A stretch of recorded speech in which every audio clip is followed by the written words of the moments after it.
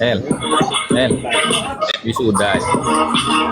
Nang bini. Nang bini.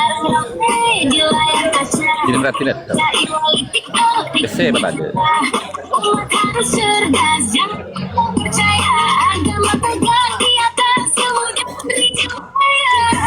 Lagi silsilahnya dicokokkan dengan fakta sejarahnya, hasilnya jalur tak bersambung katanya, beralami keras terputus mata rantainya. Tunggu dulu kita ilmiah ya, ada tes namanya DNA. Mas hari ini jadi ikut apa enggak? Kenapa emang? Enggak tak siapin kamarnya, enggak usah tidur di kandang kambing aja ntar itu.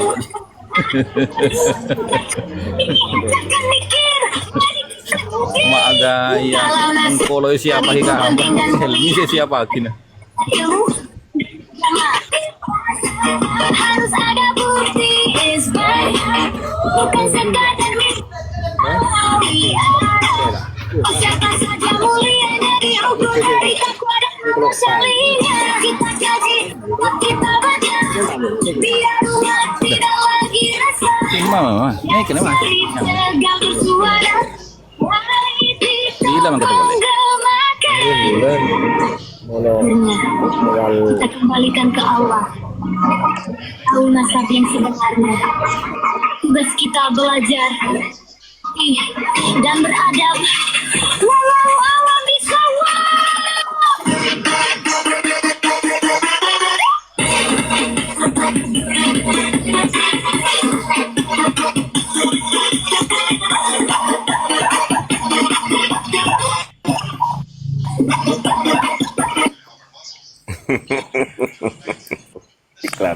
iklan. Lesap, nyanyilah. Oh iya, kayak Lesap ini lama ini nggak nyanyi kayak Lesap. Ini nyanyi kayak Lesap. Nyanyi kayak Lesap. Masih nata. Masih nata dulu. Lanjut narasinya masih nata alat.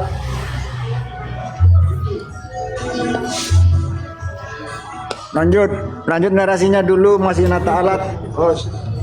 Gus. Ya.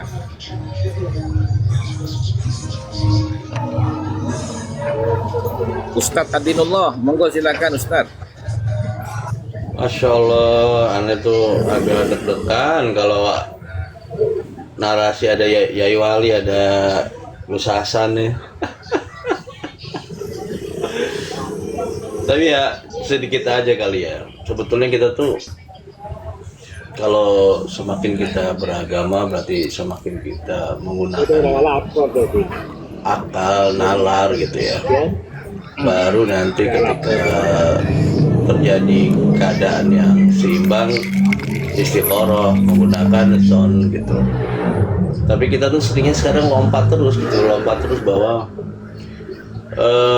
akal, nalar gitu ya, proses berpikir itu dilompatin gitu, dihilangkan. Sehingga kalau datang satu hujah kebenaran, kita cenderung menolak. Padahal kalau misalnya kita mau sedikit aja membuka belenggu asobia gitu ya, atau berlebih-lebihan dulu gitu, pasti ilmu itu dapat dipahami gitu. Pasti kebenaran itu kan bersandar pada logika dan nalar.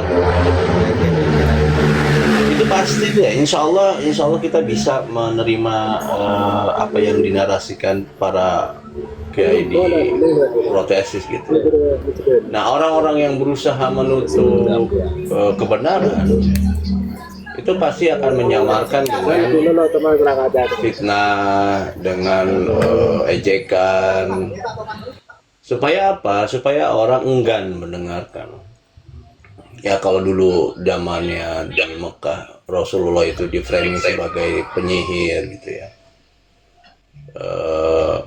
Itu supaya orang menjauhi gitu, tidak mau mendekat kepada Rasulullah gitu. Awas nanti kalau kamu bicara sama Rasulullah, kamu pasti tersihir gitu. Sampai kan datang seorang penyair tuh berhadapan-hadapan dengan Rasulullah, dan akhirnya dia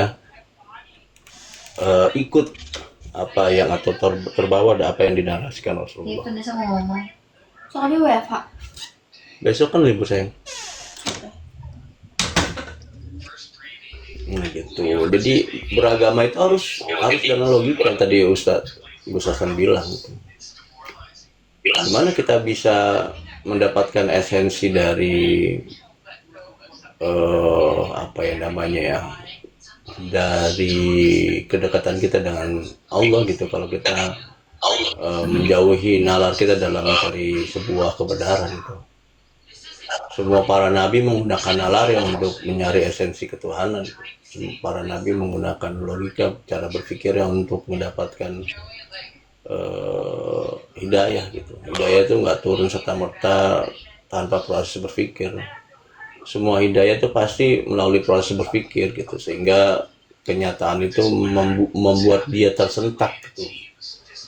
Kenapa? Karena sebelumnya ada background gitu, sebelumnya ada proses berpikir, sehingga ketika hidayahnya masuk, wadahnya sudah tercipta, ruang untuk menerima kebenarannya sudah tercipta.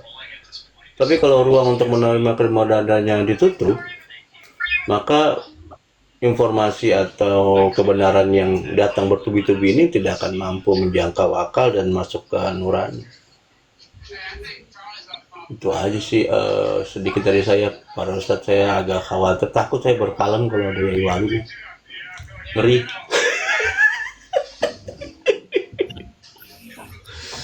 Nah, ini Kiai yang saya katakan tadi itu, bahwasanya ya Kiai Abdullah Mukhtar Sukabumi kok bisa-bisanya dia berdusta mengatasnamakan Ibnu Hajar Al-Haytami.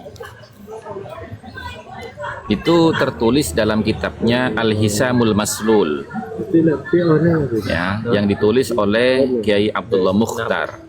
Dia mengatakan begini, wa mimman afta bitarjihi syarafin nasab ala syarafil ilmi Ahmad ibn Muhammad ibn Hajar Al-Haytami. Dan di antara tokoh ulama yang telah berfatwa memenangkan kemuliaan nasab atas kemuliaan ilmu adalah Ahmad bin Muhammad bin Hajar Al-Haytami. Wa nassa ibaratahu kama fi fatawihi, dan keterangan Ibnu Hajar wa nassa ibaratuhu, dan keterangan ibaratnya Ibnu Hajar kama fi fatawihi, itu sebagaimana yang termaktub di dalam kitabnya, kitab fatwanya. Kan ada ya fatwa Ibnu Hajar itu. Ba'da ansu'ilah, setelah dia itu ditanya, halis syariful jahilu amil ilmu afdalu, apakah seorang keturunan Nabi yang bodoh atau seorang yang berilmu yang lebih afdal? Itu. Nah, padahal setelah kita cross check di dalam kitab Fatwa Ibnu Hajar, ya, itu Kiai Imad mengatakan begini, inni la ajidu fi fatawi Ibnu Hajar Al-Haytami tarjiha syarafin nasab ala syarafil ilmi. Saya kok tidak menemukan sama sekali di dalam kitabnya Ibnu Hajar Al-Haytami, yaitu Fatwa Ibnu Hajar. Ibnu Hajar itu mengunggulkan pendapat yang mengatakan kemuliaan nasab itu lebih tinggi daripada kemuliaan ilmu.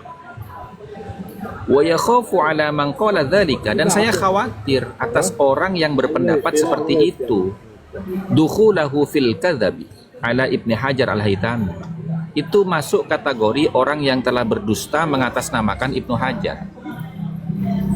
Karena bal qala inna syarif ibnul jahil la yukafi'u bintu alimin ghairi syarif. Padahal Ibnu Hajar itu berkata, seorang keturunan Nabi yang bapaknya bodoh tidak berilmu itu tidak sekufu, tidak setara dengan putranya, dengan putrinya orang yang berilmu walaupun dia itu bukan keturunan Nabi. Wan nasul kamilu fi fatawi Ibnu Hajar Al-Haytami kama yali. Dan keterangan aslinya itu sebagai berikut. Itu ada keterangannya, coba lihat itu di dalam kitab Fatwa Ibnu Hajar itu. Nah, ini kan mohon maaf ya teman-teman ya, demi membela nasabnya Ba'alawi, kiai-kiai besar seperti Kiai Abdullah Mukhtar ini berani berdusta mengatasnamakan Ibnu Hajar loh. Bayangin itu. Nah, makanya saya membuat VT itu dengan judul apa? Hijabul Fahmi. Orang yang berani berdusta, kemudian mengkhianati amanah keilmuannya, itu akan terkena afatul ilmi. Apa itu afatul ilmi itu? Mahjubul fahmi. Walaupun dia itu orang alim, maka kefahamannya akan tertutup karena tidak jujur gitu loh. Itu teman-teman. Nah, ketika kita mengatakan seperti ini, kita bukan merendahkan siapapun. Faktanya memang begitu. Gitu loh. Faktanya seperti itu.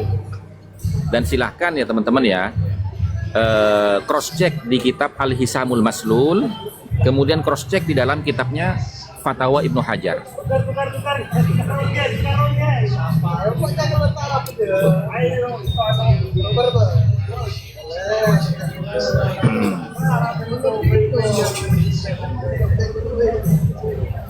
Nah, Ibnu Hajar di dalam kitabnya Ibnu Hajar itu begini.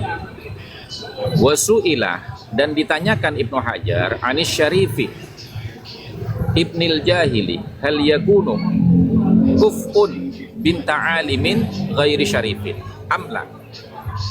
Apakah cucu Nabi yang bapaknya itu bodoh itu setara dengan putrinya orang yang berilmu atau kiai yang bukan zuriyahnya Nabi atau tidak? Wal alimu ibnul jahili hal huwa kuf'un, ya kan? Jahalata binti alimin amla. Apakah orang yang berilmu yang bapaknya bodoh itu setara dengan perempuan bodoh putrinya kiai yang alim atau tidak? Itu pertanyaannya. Fa'ajabah, maka Ibnu Hajar itu menjawab bi annahu la tukafi'u fil mas'alati bi aksamiha. Itu. Ini siapa yang rame ini ya? Coba di mute dulu yang nonton TV teman-teman. Yang nonton TV itu di mute dulu. Ada suara TV itu. Ada dari kafe kali. Ustaz Ad-Din kali ya. Oh iya, Ustaz Adinullah ini. Ada suara TV-nya nonton TV. Ini Para ini handphone istriku kayaknya. ya, bi annahu la tukafi'u fil mas'alati bi aksamiha. Ya. Sesungguhnya perkara itu ya tidak setara di dalam beberapa masalah pada bagian-bagiannya masing-masing. Li'anna ba'dal khisali, karena sesungguhnya sebagian perkara la yuqabilu bi ba'din, itu tidak setara dengan sebagian yang lain. Bala buddah min istiwa izzaujaini wa abaihima. Akan tetapi kesetaraan itu harus dari keduanya, kedua mempelai dan kedua orang tuanya, fisa iril ausofi, di dalam semua sifat-sifatnya, allati tustaratu fil kafaati, yang disyaratkan di dalam kesetaraan atau kafaah, min jihati zaujaini, dari sisi kedua mempelai, wa abaihima, dan kedua orang tuanya. Gitu loh. Nah, artinya di sini teman-teman, Ibnu Hajar tidak seperti yang dinarasikan oleh Kiai Abdullah Mukhtar. Artinya Kiai Abdullah Mukhtar telah berdusta mengatasnamakan Ibnu Hajar bahwasanya ya. Oh ya, maaf teman-teman, ini Senopati suruh naik teman-teman. Suruh naik teman-teman. Suruh naik.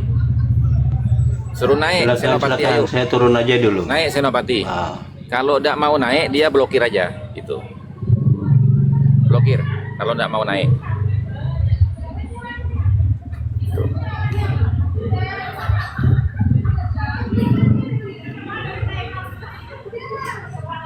Ayo naik Senopati.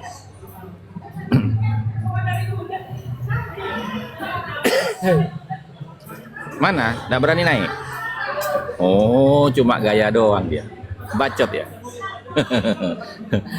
Ngebacot itu tidak akan bisa membela nasabnya Mbak Alawi, nggak bisa kalau hanya ngebacot gitu loh. Gitu.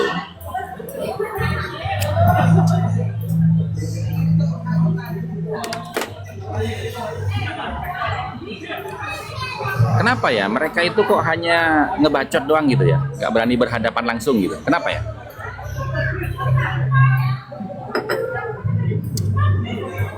Ini jelas loh. Ya ibarat orang mau bertarung nggak yakin sama pedangnya, Ustaz. Iya. Orang mau argumentasi memang dalam hatinya udah ada keraguan sama hujahnya. Assalamualaikum warahmatullahi wabarakatuh. Oh, ada Ki Haji. Waalaikumsalam warahmatullahi wabarakatuh. Lanjut Gus Hasan. Ini bukan Saya sungkan kalau ada Kiai Syarif ini. Takut dimarahin lagi seperti kemarin.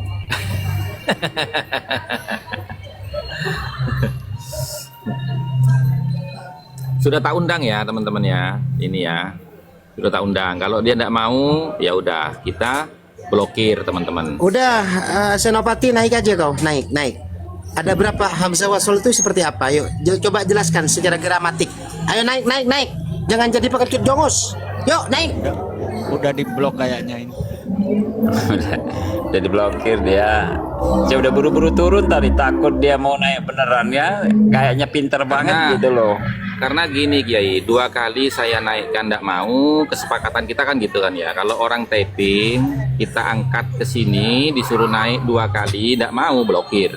Lagian kalau jongos Ba'alawi itu jangan berani-beraninya pakai nama Sinopati Ing Alogo. Dia putra Mataram, kesatria Mataram itu, bukan kesatria Tarim. Enak aja.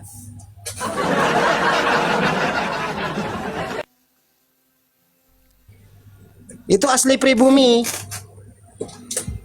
bukan dari Tarim. Jangan berani-beraninya pakai Senopati Ing Alogo. Jangan.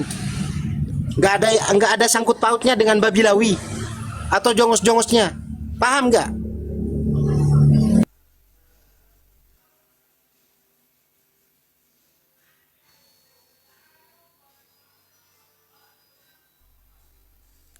Pesan untuk Selama kalian ini wahai jongos ya, yang masih menjadi jongosnya Bang Alawi atau Habib, nggak usahlah pakai nama-nama Kesatria Nusantara, Kesultanan Raja-Raja Mataram dan sebagainya. Nggak usah.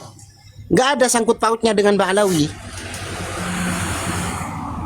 Pakai nama Kesatria Nusantara, orangnya jadi jongos Bang Alawi. Pengkhianat banget. Dusi. Bikin malu.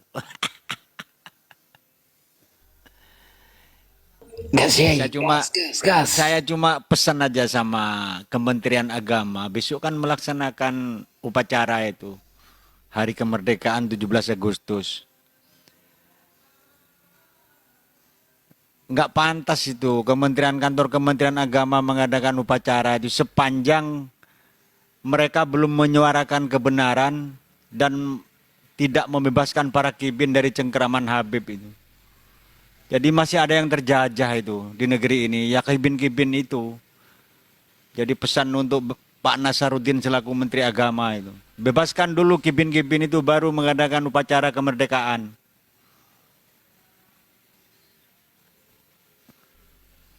Kira-kira seperti itu Gus. Oh mata, terma penter.